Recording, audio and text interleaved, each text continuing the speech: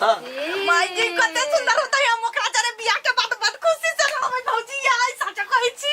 लबड़ी कहां के यूं तब कोनो छोरा के पटई ने हां कोनो हमरा से बेसी ये खुश होई पहले बात तो सुन ठीक बा हां लड़की आवा वाला नहीं है एक दिन आई आंती कतो देख लेती है रास्ता पेरा भैया हमरा ला चला गाछी में दिखा दिया ओए टोला पक जे हगना बोला हाय